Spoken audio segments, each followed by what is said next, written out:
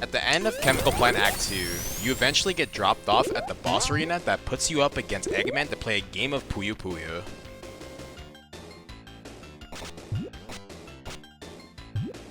Four Puyos or more of the same color together will cause them to pop, which will then drop garbage pieces of Puyo on Eggman's side. Chaining big combos will increase the amount of garbage you send to Eggman, thus increasing his play field near the top. And when Eggman runs out of space, he'll be defeated and Sonic will be able to move on.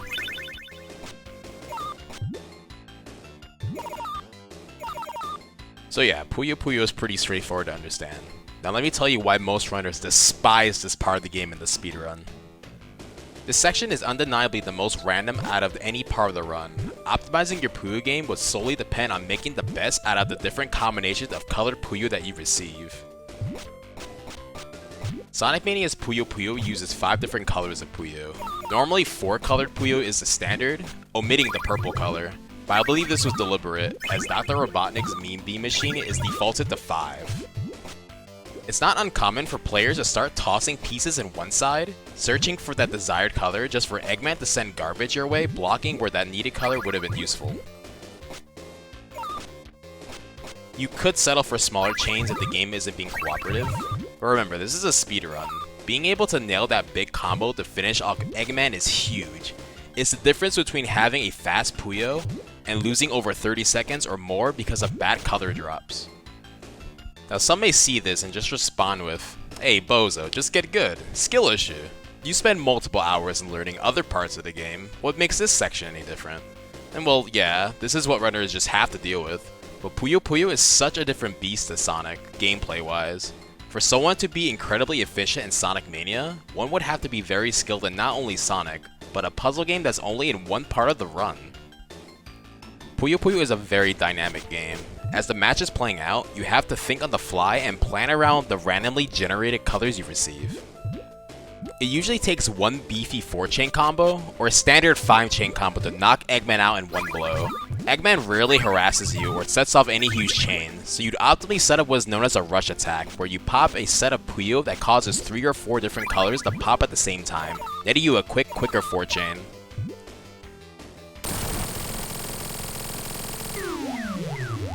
However, unless you're an expert Puyo player that has dealt with all the different scenarios of RNG can throw at you, getting consistent quick 4 to 5 chains every match is just not realistic for the average player. The skill to optimally adapt at any given Puyo combination would require an insane amount of time, more time than any standard Sonic Mania trick would ever take. Now I'm no Puyo guru, so my feelings might come off as abrasive, but I can confidently say that I'm not alone when it comes to this mindset. Puyo is a very fun game in its own right, and I enjoy the 1v1 aspect of it, but I can't say the same in the Sonic speedrun. Some runners have dropped from speedrunning the game due to Puyo Puyo. Since 2018, I made it a mission to find a skip that avoids the entire Puyo Puyo boss fight. In 2019, some progress was made, but the setup was absurd and it utilized an external program to make the skip work, which I made a video on back then. Hardly any runners bothered with it and still just played Puyo. But sometime in late 2021, a new setup was found that gave the Sonic and Tails category new life. Old runners returned to the game with a new Puyo skip that not only was viable to perform in runs, but performing the skip was faster than any good Puyo Puyo could ever give you. It's the most complex trick in the game, and it uses multiple techniques to make the trick come together. So I'll break the skip down in 3 parts. After bouncing off the 3rd gel in the level and reaching the top, move right. You'll find a dead end with a blue ring box.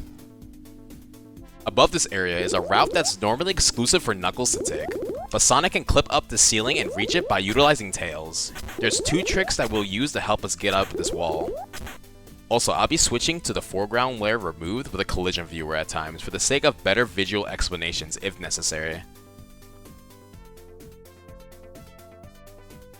When you press up and jump at the same time while Tails is airborne, you can make Tails fly at will. Jumping towards Tails while he's in this state will have Sonic cling onto him, allowing the duo to hover in the air together.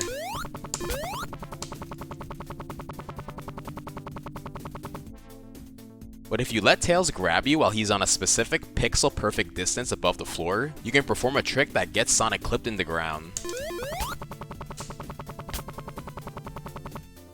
although floor clipping has no benefit on its own, as it doesn't really take you anywhere. Floor clipping against a wall, however, you can slightly clip inside the wall. And with precise inputs, you can scale up it. Jumping with no directional input in this position will just make Sonic jump off the ground with no wall scaling. But if you have horizontal momentum away from the wall, in this instance left, and execute a jump right away, you can jump while still being intact in the wall. You can keep jumping up a wall until you run out of ground to walk left on, or you accidentally jump before moving left. When you reach the ceiling from a wall climb, you can match jump without risk in dropping down, advancing up the ceiling until you end up in another area. So that's the gist of the techniques that'll help the wall climb work. Now let's break down how we can reach Knuckles' route from here. As stated before, Tails grabbing you while he's on a specific pixel above the floor can get Sonic a clip on the ground, but that means it's incredibly precise.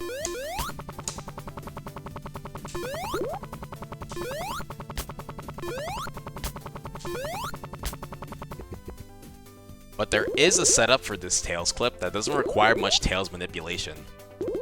Perform a small jump and follow that up with an up and jump input so Tails grabs you on the way up, like so.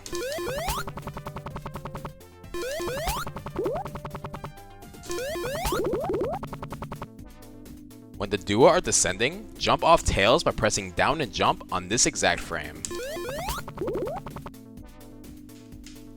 Sonic and Tails will be perfectly positioned when they re-grab for the floor clip to occur. The setup is cool, as you can quickly retry over and over if you fail it.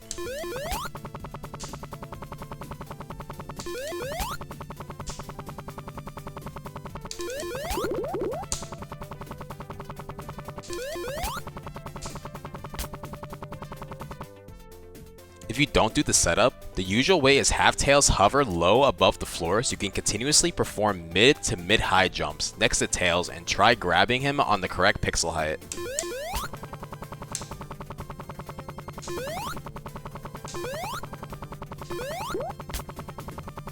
Here is the correct position Tails needs to be when Sonic makes contact with him for the clip to work. I use his foot as a reference. To manipulate Tails to hover low, perform a small jump, then execute up and jump at the same time at the peak of Sonic's jump so Tails starts his flight very low on the floor.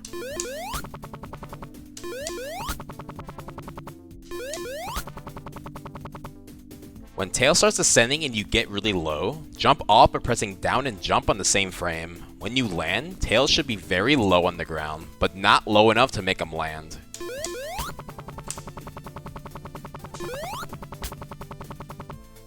The bad thing about all this is that Tails' position, descension speed, and Sonic's own jump height are all factors that influence whether the clip works or not. Tiny jumps and full jumps generally aren't very great in getting the clips. Prioritize mid jumps and mid to high jumps for your attempts.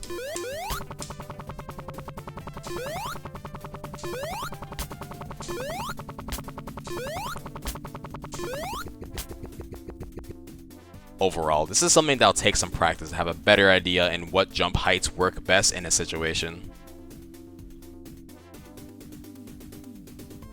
Once you get the clip, now you have to jump up the wall 7 times to reach the ceiling above. For this part, you'd want to utilize pause buffering to make the climb more doable. By holding left, then immediately pressing jump and pause on the next frame at the same time, you can minimize your left movement for every jump to ensure that you have enough wiggle room to keep walking left until you reach the ceiling.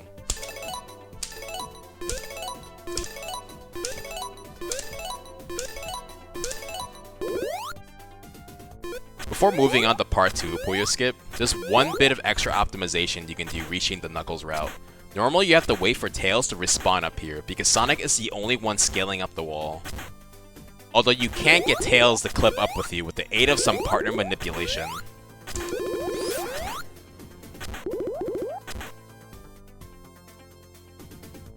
You see, when your partner moves a set distance away from Sonic, the AI is programmed to return back to you.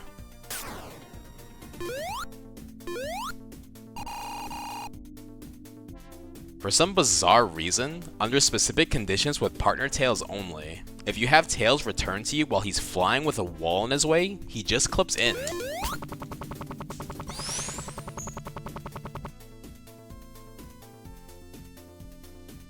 So in this scenario, when you start jumping up the wall, start holding up during the jump so you make Tails fly by the corner as you're ascending the ceiling.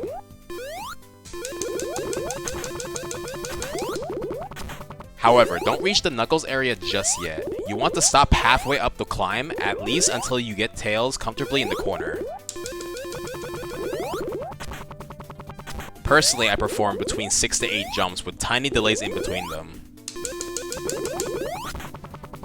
Once you've stopped, immediately hold left between 3 to 13 frames, then release. And when I say immediately, I mean immediately.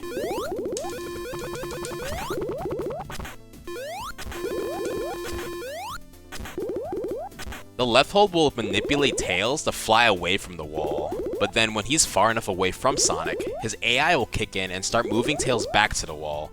Something is pretty bugged when it comes to the AI moving Tails, as it has some property in ignoring collision, which is why Tails doesn't clip if the player was influencing the right hold. If you can't see Tails whether he clips or not, listen to his flight noises. When the flight sound gets interrupted, that's a sign that he's landed.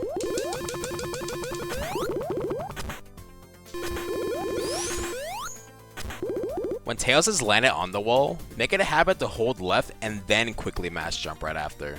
The left hold is because if Tails is clipped slightly lower on the wall, and not at the highest point, he needs to have left momentum to scale up the wall just as much Sonic does.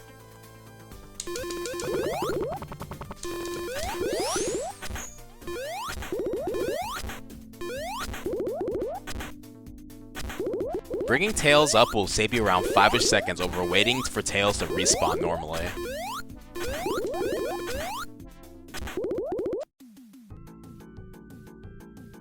You'll need to perform the Tails floor clip once more to get under the spring, which will help you clip up to the right wall and reach the out of bounds area above. Unfortunately, there isn't any sort of ceiling bonking method for the Tails floor clip like Part 1 has, so you'll have to perform the usual Tails low hover and time your jumps to hit the correct pixel grab.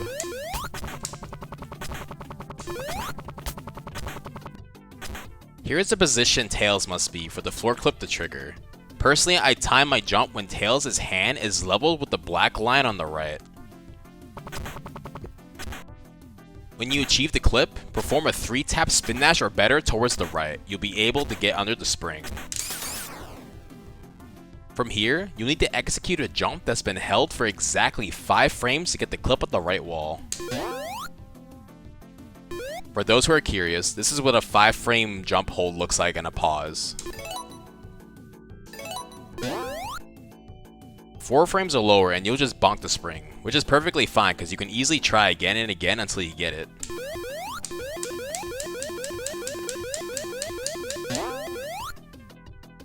Or the worst case scenario, 6 frames or higher, you'll jump too far up and you'll hit the spring and sent up to the tube above, ruining all your efforts in Puyo Skip.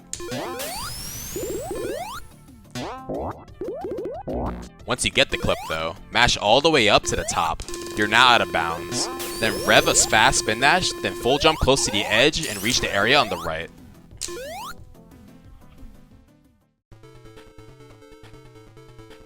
You're now directly above the Puyo room out of bounds, and on the right is a pipe which you normally take after beating Eggman and Puyo. This pipe leads straight to where the capsule is. Sonic has no way to reach the capsule himself. He can't bypass the spring, and hitting the very top of the tube will trigger the death plane to rise up, killing Sonic. But we can use Tails once more to puppet him into clipping up the wall, reaching the room and hitting the capsule for us. Get Tails to fly on the left side of the tube, performing a short jump and immediately hitting up and jump in midair. You'll get Tails to fly straight up like so. But as soon as you execute up and jump, switch to holding down so Sonic doesn't get grabbed by Tails as Sonic is descending to the ground from his initial jump.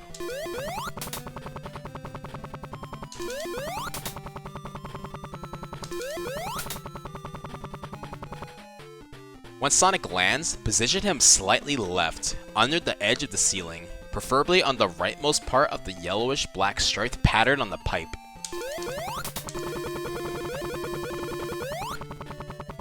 And here it is in Collision Viewer, if it makes it easier to visualize the correct spot.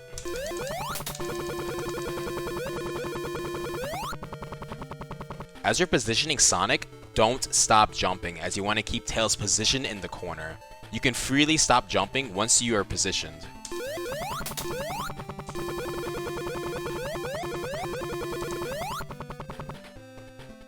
You're too far to the left if you start seeing Sonic poking out from the left of the tube. It just won't function correctly if Sonic isn't close enough to Tails.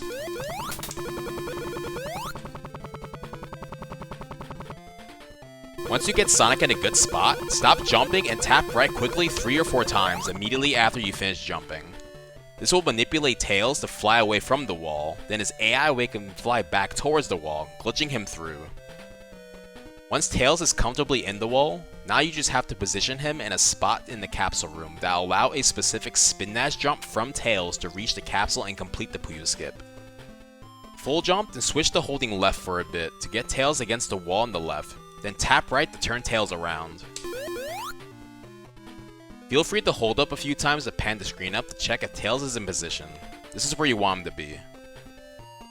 The last step is getting the capsule. Perform a fast spin dash, 6-tap spin dash preferably, then immediately full jump after the spin dash release. If done correctly, he should bullseye the capsule, thus achieving Puyo skip.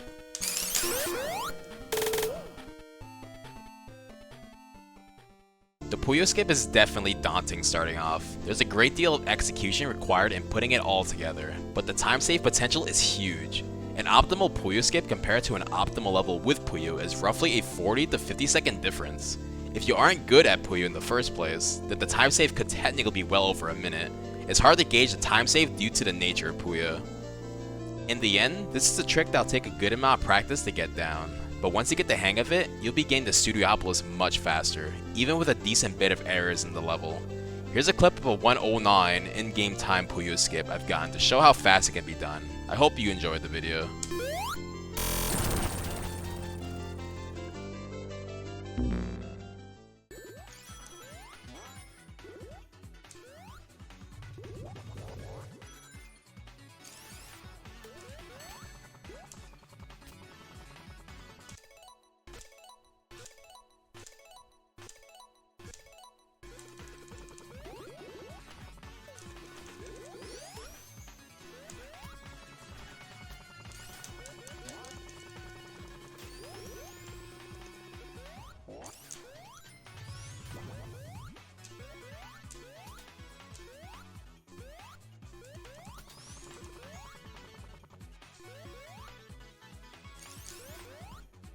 Sub 110.